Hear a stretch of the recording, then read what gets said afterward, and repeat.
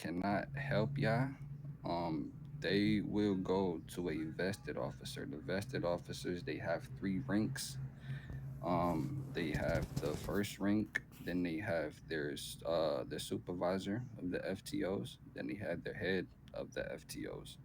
So they will go through all three of those ranks to try to help you, resolve your problem, whatever if they cannot help you with your problem, they will bring it up to their higher ups. They will come to a blue suit.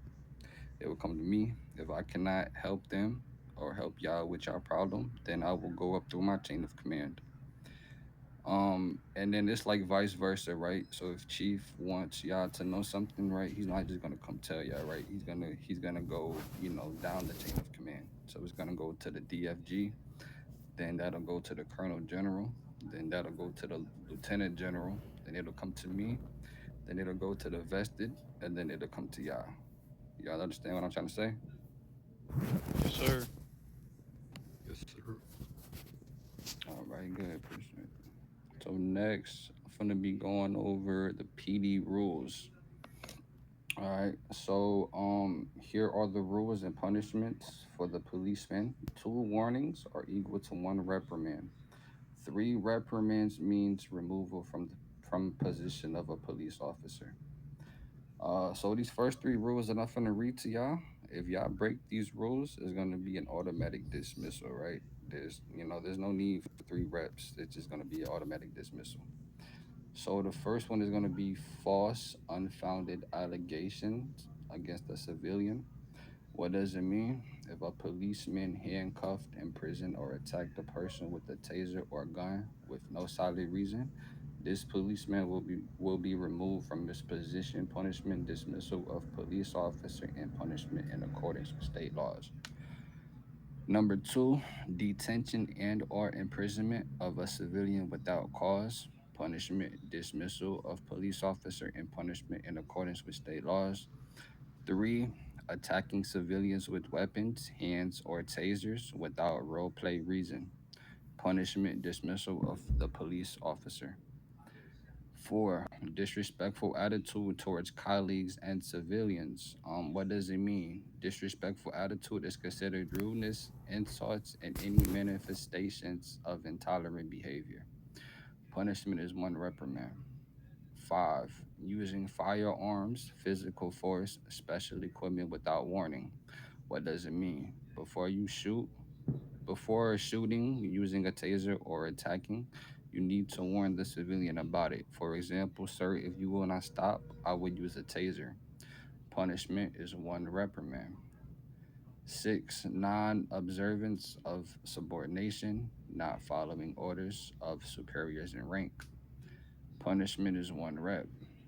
Viol- Violation of state laws, server rules, punishment, one rep plus punishment provided from state law.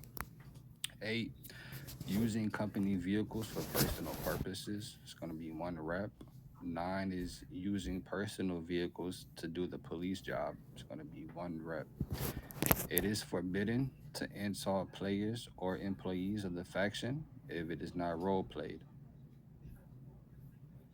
Arresting someone without giving a reason.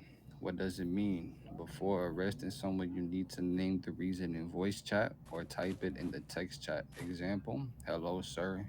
You are arrested for three civil violations. You have the right to keep silent. Punishment is one warning. 12. Not replying to messages in Discord. Not participating in police, not doing things the state assist team or police faction leader ask. Punishment is going to be one warning. Arresting a person without a screenshot of the list of his violations. What does it mean? If you do the search for wanted activity, you make a screenshot of the people who have violations before going on the search. It's for your own good. Punishment is one warning. So for that one, right? That's only for like sheriff for the sheriff department. So if y'all are just on a regular arrest, just make sure that your body cam is rolling, right? There's no need to screenshot anything. Just that's just for the sheriff department. So 14, not giving information about people arrested. It's gonna be one warning. 15 for not properly role playing. What does it mean? Role play is the act of imitating the character and behavior of someone different from yourself. For example, if you are a policeman, imagine you are a cop in real life. For example, before arresting someone, make sure you say, I'm arresting you for this reason. You have the right to keep silent. Always say, sir, and please, and play the role of a policeman. Punishment is going to be one warning. Any questions about the rules? No, sir. So real quick to touch on that, the reason why we give these rules are implemented by the state and enforced and followed. So if you're doing anything other than that, somebody catching you on body cam and somebody's going to report you to us. We handle it in house. We will try our best to, and especially if we feel like you're not in the wrong, we're going to try our best to fight for you. But if you're in the wrong, there's nothing that we can do to save you at that point. We're trying to help you, keep your badge, keep your job. So anything that we're telling you right now, you should be taking it into consideration. We're all adults, and we all should be acting accordingly. That's all I have to say on that. Yeah, and y'all will be getting the PD handbook, so y'all could just read over all this stuff again because y'all will need it to pass your evaluation. So I, highly suggest that y'all really, study your handbook. 10-4. I'll just add two more quick things, which we had issues in the past with. Our rookies claimed they didn't know.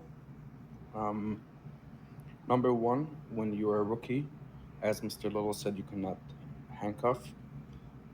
If you do taser someone, you cannot shoot to kill. So if someone's tasered on the floor, you cannot shoot him. Either if there's a badged officer there, let him handcuff. If not, then just get back into your MP car and drive off. You cannot go to floor one. You can only be on floor zero and on floor two to pick up your what's it called? Your mission patrol car. Um, and yeah, that's all that our rookies are having issues with in the last 3 days. So just make sure that you go over the handbook, as Mr. Lowe said. You follow the rules. Yes, sir. Like we said, as quick as you got the uniform, it's as quick as it can be stripped away from you. And it's not us doing power tripping or nothing like that. Is either what the state requires or that you just got yourself removed because you didn't follow the rookie rules and PD policies.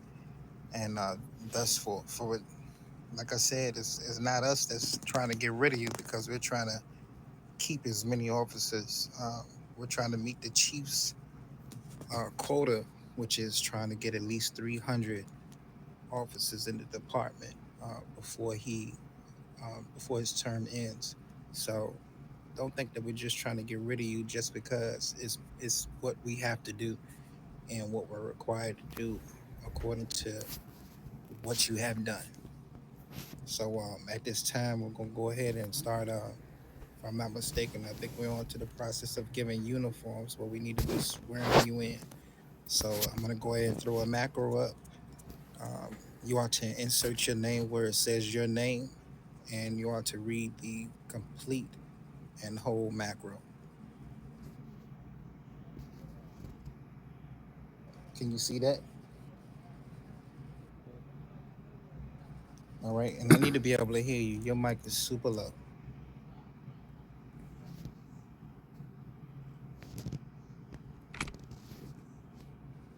Yeah, no, I don't want you to type because when we came in, and I wanted to let everybody know this because this is always the issue that we struggle with and go through. You came in and we asked you if you had a working mic. You had a working mic when it was time to answer that question. We need you to have a working mic all the way through and through. The moment that you stop answering our questions, we feel like that it's an insubordination. So that's how we taking it. So please use your mic.